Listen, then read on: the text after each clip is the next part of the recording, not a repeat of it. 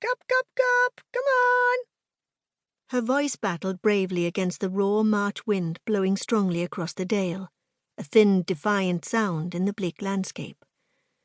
Bryony Whittaker winced as a rain droplet hit her smack in the eye, then curled her hands around her mouth once more and took a deep breath.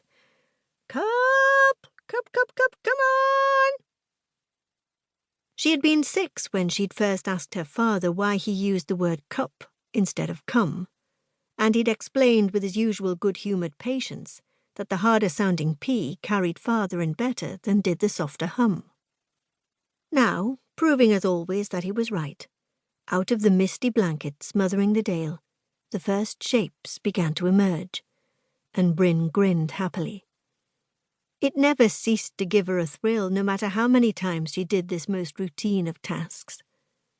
Trotting and bleating, the sheep came, tails swishing, their fat bellies swollen with lambs, doing little to slow them down. Walking around to the back of the trailer, Bryn lowered the rear tailboard and grabbed the first bale of hay. The red string cut deep into her fingers, but they were protected by the dirty but sturdy canvas gloves she habitually wore, and she barely noticed.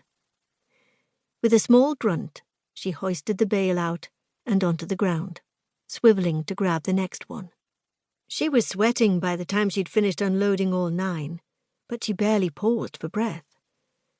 Taking the first one to the nearest rack, she gently but firmly nudged the gathering ewes to one side and reached deep into her anorak pocket for her penknife, careful to cut the string at the knot, roll it up, and put it back into her pocket so that no sheep could become entangled and choke.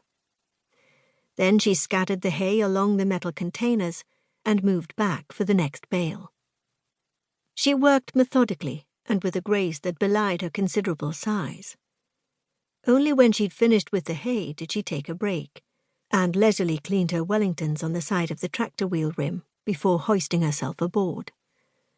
Pushing her glasses back up to the bridge of her nose, she started the noisy engine and pulled away, wrestling with the steering wheel on the old and cumbersome machine.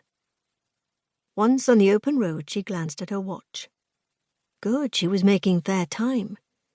She waved cheerfully to old Mr. Gomwell and his 6 Yorkies as she went past, grinning at the way the little dogs yapped excitedly.